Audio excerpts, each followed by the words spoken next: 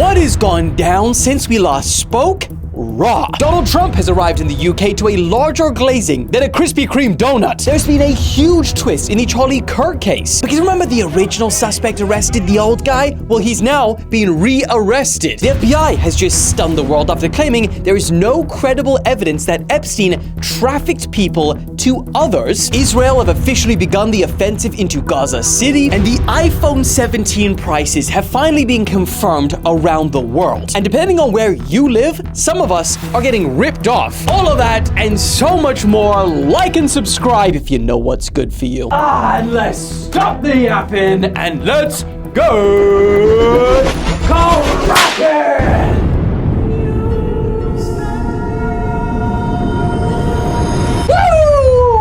Okay, we've got to start today's video with this story because holy corn casserole. Guys, this is getting weird. So you know the original suspect that they arrested at the scene right after Charlie Kirk was shot? This guy? The old bald man? Shoot me! Shoot me! Was that you? We don't know if it's him. That's right, you may sign. Well, you'll also know that they released him after they realized that he didn't do it. In fact, the FBI said that he was cleared.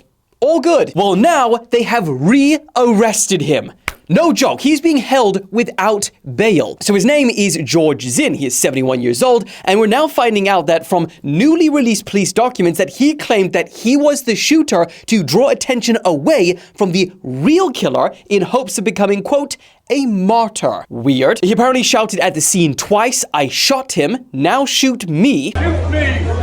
Shoot me! Was that you? We don't know if it's him. And after police detained him and asked him where was the gun, he refused to tell them because obviously he had no idea. That's right, you may sign.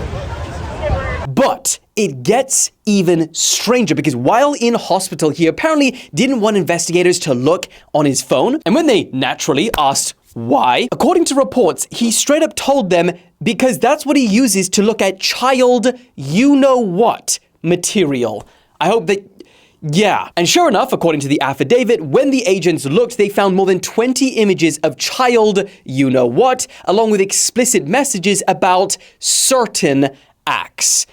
I don't even want to say it on here. Now, here's the part that hurts my brain. So he has apparently been arrested numerous and charged numerous times over the past 30 years, mostly for trespassing in political spaces, according to state records. Now, as you may or may not know, there are a lot of rumors going around online saying that he was at the 9/11 attacks and he was also at the Boston Marathon bombings in 2012. Now, both of these rumors, I can assure you, are false. However, they are based on a smidgen of truth, like all good rumors. So for the Boston bombings one, he actually sent the Salt Lake City Marathon organizers an email where he was basically saying he will provide them help to place bombs near the finish line. And this was 3 days after the marathon bombings. He was arrested and charged with terrorism threats, but then it was later downgraded to misdemeanors because of his past of doing this before. And then as for the 9/11 rumors, there was basically a video of him speaking about the 9/11 attacks that is recently resurfaced. But because people don't almost ever watch the full video, many started claiming just from people's descriptions and captions that he was there. He was speaking about seeing it with his own eyes. But he wasn't in New York. He was talking about his experience while he was watching on the TV from Denver. Now, in saying that, there is something strange about this guy because it turns out he's actually pretty famous in Utah for being arrested so much at political events dating all the way back to the freaking 80s. And it's become one of those like, oh, not old George Zinn again. Oh, of course he'll be arrested. And that's like amongst politicians. In fact, reports say that he has had, quote, dozens of convictions since 1989, which implies 20 plus. And also, let me just point out, he's been arrested multiple times this year alone before the Kirk shooting. But this might be his last for a while because he's now being held without bail for obstructing justice, which I believe is a pretty serious offense. And he's also being booked in connection with the images on his phone. And on that note, from as we're recording right now, and this probably will change, he has not been charged yet for the material that was found on his phone. Yeah. Pretty weird. Now, as for the man who authorities actually believe is the real killer, yesterday evening he made his first court appearance and he was officially charged and he was officially told that he is facing the death penalty. We also got official confirmation on a number of things during this press conference that was done last night by Utah's County Attorney Jeff Gray. He said that they found text messages between Tyler Robinson and his roommate, and these text messages pretty insane. Now, everything I'm about to read out was after the shooting, and one of the first was instructions for his roommate to look under his keyboard for a note that he had hidden. And this note said, quote, "I had the opportunity to take out Charlie Kirk and I'm going to take it." The roommate responded, "What? You're joking, right?" Tyler responded saying things like he hoped that he'd keep this a secret until he died of old age, and then apologized for involving the roommate. When the roommate asked why Tyler did it, he replied, and this is the first official mention of a potential motivation, aka, to my brain, motive. Quote, "I had enough of his hatred. Some hate can't be negotiated out." He was also quoted saying to his mother, "There is too much evil in the guy and Kirk spreads too much hate." Jeff Gray also said in this press conference, Robinson's mother explained that over the last year or so, Robinson had become more political and had started to lean more to the left, becoming more pro-gay and trans rights oriented. She stated that Robinson began to date his roommate, a biological male who was transitioning genders. This resulted in several discussions with family members, but especially between Robinson and his father, who have very different political views. We also learned that Tyler wanted to take his own life after he was confronted in court by his family. And he said that he just couldn't go on and he couldn't go to jail. Now, they did manage to convince him not to do so and hand himself in. Now, the attorney Jeff Gray, he did remind everyone that the accused is innocent until proven guilty, and a jury will decide that. So yeah, huge bombshell, weird twist in this case, and I'm sure that it's going to keep on twisting and turning, so I'll keep you guys updated. But for now, moving on. Also happening as we speak, actually, Donald Trump is down the road from me. Not really, a couple hours away, but still. Donald Trump officially touched down in the UK last night, and boy, oh boy, are we seeing some major glazing. Could be the name of my first album, Major Glazing. Sounds good. In fact, the red carpet that the British royals are rolling out for Trump is literally unprecedented. Not only did the UK invite Trump for a second state visit, which has never ever been done for anyone before, but they also meticulously planned his only 2-day visit for months. And when he arrived at Windsor Castle this morning, you could see why. He was greeted by 1,300 troops and 120 horses, which is the most they've laid out for any president. In fact, they gave Macron 800. Trump and Melania, who was wearing a UFO, they were greeted by Prince and Princess William and Kate. After that, they walked over to the Victoria House, where they were greeted by their majesties, the King and the Queen. And then they all happily boarded some royal carriages, and lining their path to Windsor Castle were troops, guards, and pristine green fields. I mean, I'll be honest. The UK, the British do something real good, and that is the royalty, the British royalty. It's pretty cool. In fact, Piers Morgan, who has actually been covering the royal family for decades, he said he has never seen this done for any other world leader. This is unprecedented. No question. I think this is a real statement by the King and by the senior members of the royal family. I mean, they're doing it to make a point. I think they recognize the world feels a little bit precarious right now. They are aligning themselves very publicly today with the President of the United States. And again, just to stress, I've not seen this done for any other world leader. Now, they've also done a lot of ceremonial stuff on the first day, like give each other gifts, watch the red arrows fly by, they visited Queen Elizabeth's tomb, etc. But after all of the festivities and royal stuff, there will be a lot of business too, tomorrow. In fact, the two countries, US and UK, are expected to agree $10 billion worth of trade deals during his visit. However, not everyone is happy, and I feel like this is the part that you've been waiting for, you chaos-loving gremlins. Police have already declared a high-level threat ahead of Trump's arrival. There are protests, there are demonstrations, there are rallies. There's been a picture of Trump and Epstein that was rolled out on the lawn outside Windsor Castle. Oh, and also 4 people arrested last night after they projected a freaking video of him and Epstein on the castle.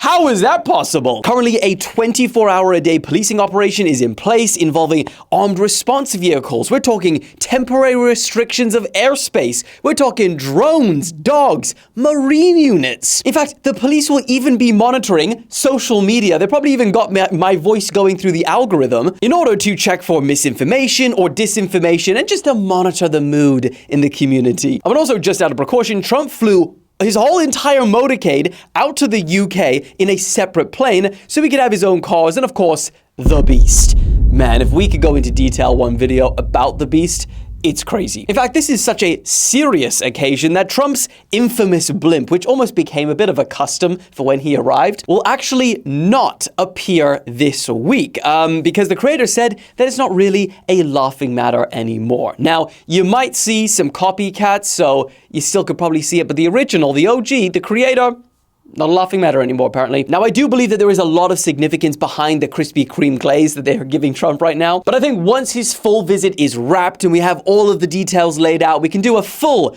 summary of it all and all of our thoughts on Friday's episode. So look forward to that. Subscribe and like if you are not. But moving on. Also, speaking of Trump, we heard a bombshell statement from the FBI director Kash Patel relating to Jeffrey Epstein in the last couple of days. And buckle in for this one and pull up your socks because this might knock them off. Because he essentially suggested that Epstein acted alone and did not involve anyone else in his deplorable acts. Himself, there is no credible information. None. If there were, I would bring the case yesterday that he trafficked to other individuals. And the information we have, again, is limited. So the answer is no one? For the information that we have. In the files? In the case file.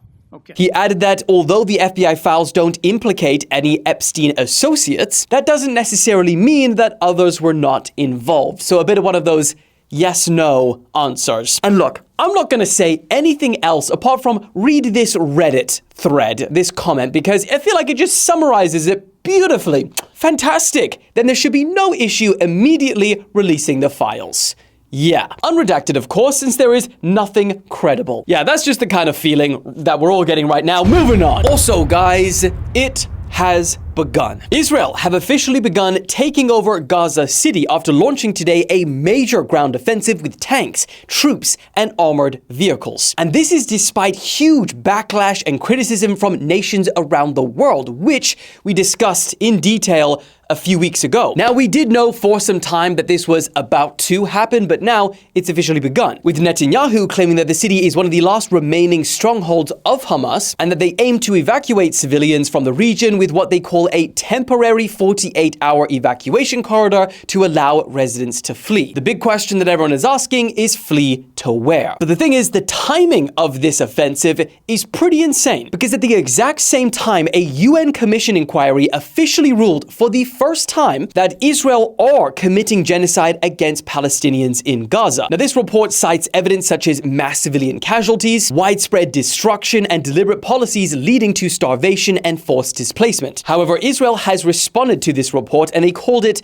distorted and false. This also comes at the exact same time that 250 US state lawmakers have gone to visit Israel. Netanyahu's office described it as the, quote, largest ever bipartisan delegation of American lawmakers to ever visit the Jewish state. As always, I'd love to know your thoughts on this whole topic in the comments, but for now, moving on. Also, since we last spoke, we are only a couple of days away from the iPhone 17 launching worldwide, which I will be reviewing, but I fell to my knees when I found out how unfair the prices of the same phone is around the world. Good enough. Good one, Dylan. Didn't want to break the old knees by going too crazy. And it's supposed to be in slow motion anyway, Alex. And let me tell you, some of us are getting ripped off. So for starters, it kind of makes sense. The US have it cheapest with the most basic model, standard 256 gig, going for $799. All of this will be translated into US dollars, aka, for my brain, converted. Canada has its second cheapest, only being $18 more expensive. China is chilling not far behind, $842. Japan and Hong Kong are sitting just under 900, while other countries like the UAE, Australia, and India are edging towards the mid-900s now. Switzerland and New Zealand, they sit around the $1,000 marks, we're already at 200 more, followed by the UK here and Germany, who are now paying around $300 more for the exact same phone. Most other EU countries price the phone between $1,100 and $1,200. In South Africa, you guys can't catch a break because not only can you not charge the phone, thanks to your load shedding, sorry, that was uncalled for. They ask you how you are, you just have to say that you're fine when you're not. But they're also paying a massive $1,200. And if you live in the next two countries, you're just straight up cooked. Brazil, you're looking at $1,500, and Turkey, $1,890. What is going on, Turkey? That is double what the Americans are paying for the same phone. Oh, and if you actually want a heart attack, go through the prices of all the Pro models. Then you're gonna cry. I paid £1,400. That's like a $1,900 for the Pro Max. Rough. Don't worry, contrary to what Alex will tell you, it will be worth it. Moving on.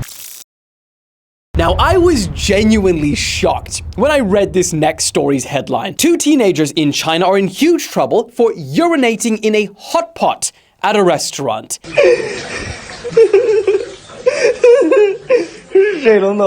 Boy, oh boy. Now maybe this story hits different for me because I recently went to China and I recently had hot pot, and low-key, sometimes some of the stuff that you eat does kind of taste like corn casserole.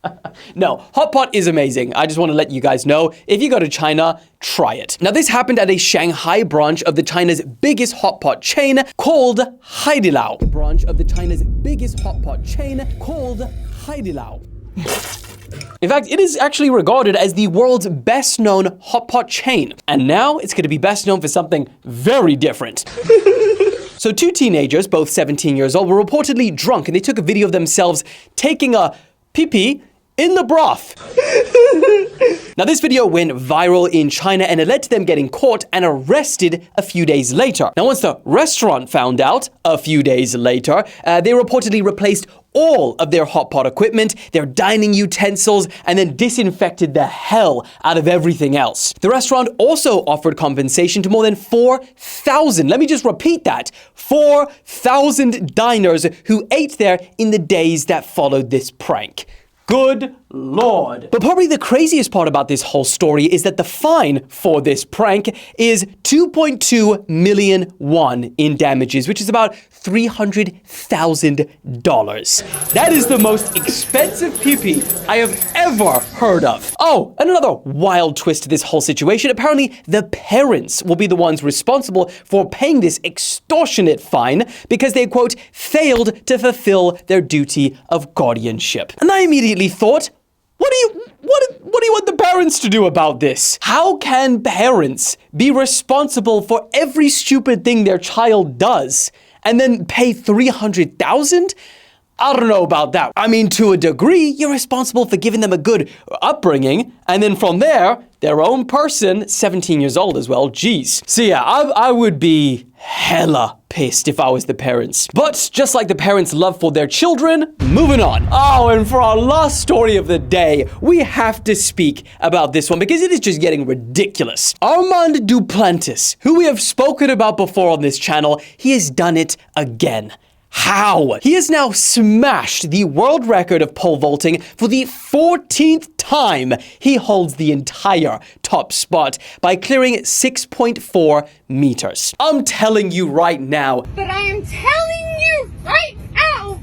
At this point, he can go so much higher than each world record that he is doing. He just isn't. He's just only beating it by a centimeter here and there. And by doing that, he has unlocked this infinite money glitch. Because every time a world record is broken, normally an athlete is awarded 100,000 US dollars. Roughly. And so just from breaking his own world record 14 times, 5 times this year alone, that would have earned him roughly $1.4 million, which I also say is fair play for gaming this system because I know that athletes, especially Olympic athletes, get paid peanuts. And guess what? He is only 25 years old, so he still has many, many more years. So not only is he in the running for one of the greatest athletes of all time in their field, but I would argue he is also in the running for the greatest businessman ever in the Olympics. Oh, but I think that is a Raposaurus Rex. I hope you're having a great week so far. I will see you again on Friday. Do not forget to like and subscribe, or else.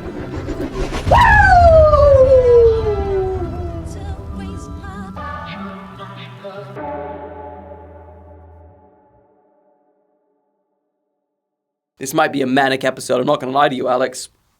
I don't know what's going on, and I feel good today. I don't know what's going on. All right.